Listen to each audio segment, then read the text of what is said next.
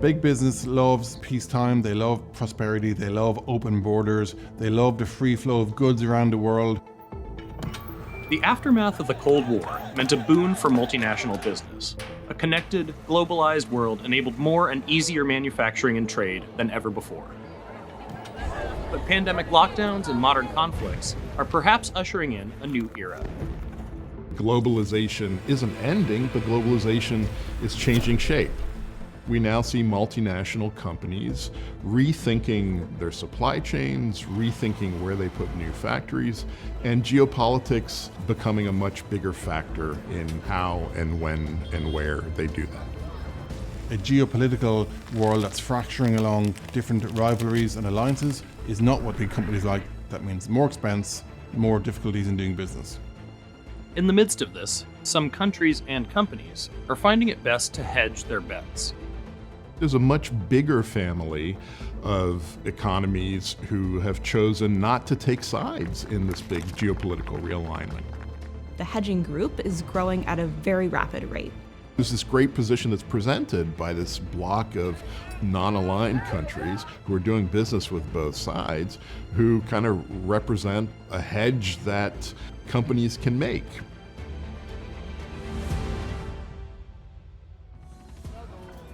Evidence of globalization's new evolution can be found in the halls of the UN.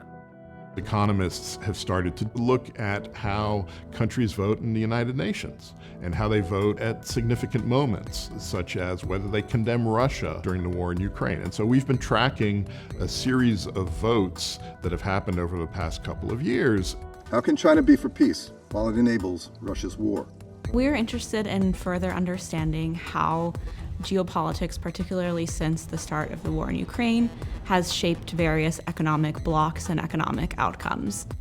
We took a pretty wide view of what we consider a vote on the war in Ukraine. It's not just a vote like when the war first started, which was kind of an up or down, what side are you on? To give you an example, there's one on a particular human rights question in Ukraine, another one on particular nuclear plant situation in Ukraine. And these are where we see kind of more fault lines appearing. We use this to kind of divide the world into three blocks. Since February of 2022, countries that voted yes to support Ukraine have fallen into a US-led pro-Western bloc, while countries that voted no, abstained, or didn't vote at all fell into the pro-Russian bloc. At least 101 countries have always abstained or fell into neither bloc. These are the new neutrals, countries like India, Malaysia, Nigeria, and Brazil. Where greenfield FDI goes, jobs typically follow. It's one of the best indicators to gauge sentiment among the world's biggest companies. Greenfield foreign direct investment measures money going into new operations in foreign countries. Jockeying for foreign investment before 2020 remained fairly even-handed. Then look at what happens with COVID and the invasion of Ukraine.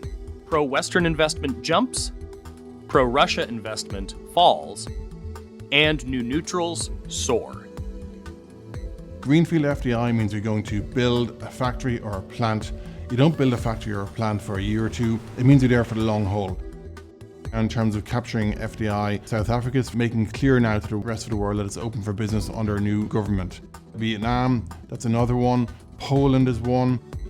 We can't say for sure that they're benefiting from the war directly. The data does seem to reflect that since the war, investment has been very strong in this bloc.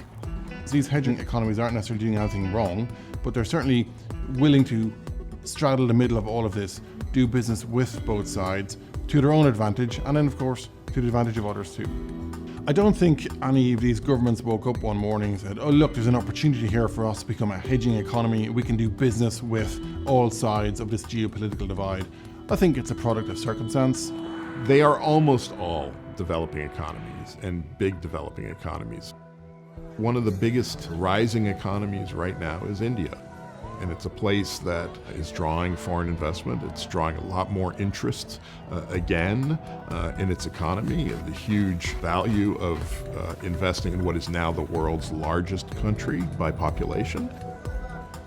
So the fascinating thing that kind of blows your mind a little bit when you think about these geopolitical blocks is you do have places in connecting economies like Vietnam and Mexico where American and Chinese factories are going up in close proximity to each other. As operations in these hedging nations mature, some of the big players are vying for influence. For decades, there was a bipartisan consensus that favored free trade, that favored the United States economy becoming more enmeshed with other economies overseas. This agreement will help make working Americans, the world's most productive workers, winners in the world economy. We've really seen since 2016 a rethinking in the United States about its place in the global economy. The political trade-off now is much more focused on bringing jobs home. Whether that's Donald Trump or Kamala Harris, both of them are focused on drawing foreign investment in the U.S. economy rather than sending U.S. investment out into the world. To be clear, the United States is still the world's largest economy. It is still the world's largest single destination for foreign investment in the world. But what we are seeing is these neutral economies as a group catch up with the United States. But when it comes to the US trying to win influence, China is still a very formidable economic competitor. It's important to remember that China remains the world's biggest trading nation, the biggest center of manufacturing, and is also a big source of outbound investment for the rest of the world. Certainly, China is willing to dangle investment to try and build its alliances in the world. There is certainly a lot of enticements going on. Leaning on them to pick sides is a tricky, very sensitive move for any superpower to make. Given the current, unpredictable state of geopolitics, businesses around the globe are looking for any port in a storm.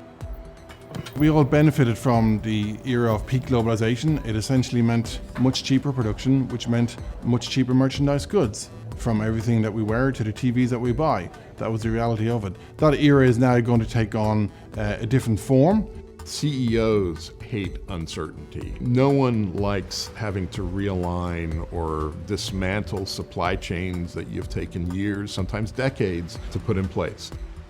They also don't like picking sides politically, because that traditionally has been bad business. There's a lot of sense to be had in investing in these new neutral economies.